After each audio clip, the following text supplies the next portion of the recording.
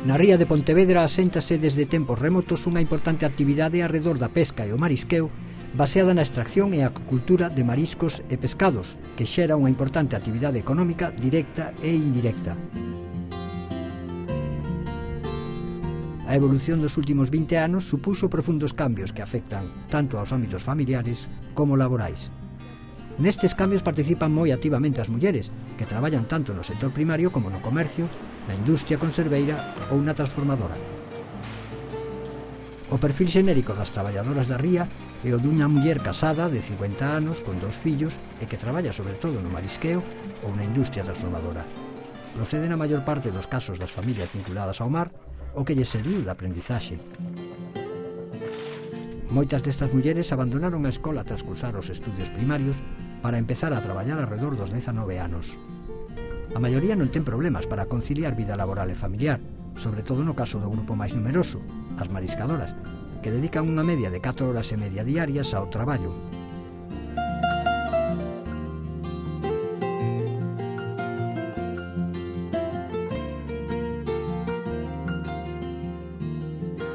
Aínda que non existe por norma xeral ningún plan de igualdade específico nas empresas ou colectivos de mulleres que traballan na ría, o 94% está satisfeita da súa situación laboral actual.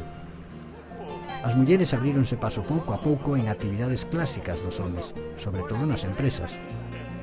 Exercen o seu traballo como autónomas ou asalariadas, sempre aseguradas, e aportan uns 830 euros de media á unidade familiar.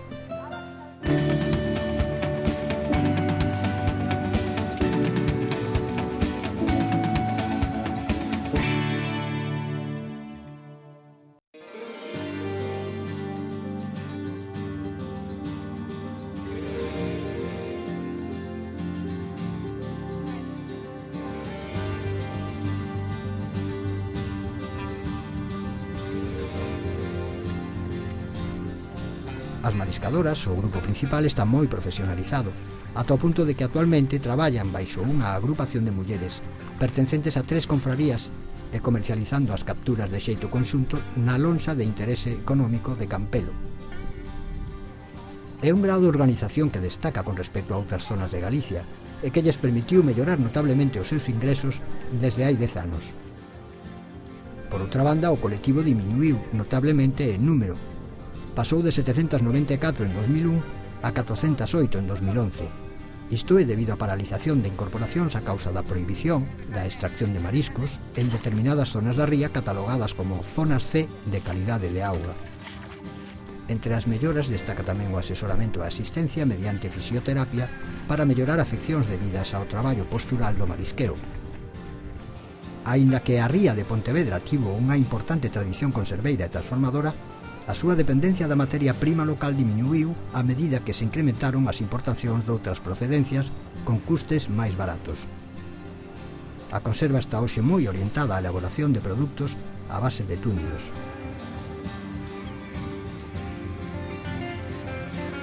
As redeiras son unha profesión que experimentou importantes cambios coa progresiva desaparición da frota artesanal, que era a fonte do seu traballo principal. Hoxe é un colectivo moi asentado no concello de Sanxenxo, aínda que se mantén tamén noutros concellos como actividade non regulada. Os principais problemas do colectivo concéntrase sobre todo nas dificultades de formación de novos profesionais nun traballo bastante especializado. As pescantinas tamén protagonizan importantes accións de profesionalización. Novas prazas, identidades corporativas, cursos de manipulación e hixiene, introdución de novas tecnoloxías. A inmensa maioría traballan nas prazas de abastos e se no pasado comercializaban co peixe e o marisco da frota local, moitas veces das súas familias, hoxe buscan a mercancía nas diversas lonxas da nosa xeografía.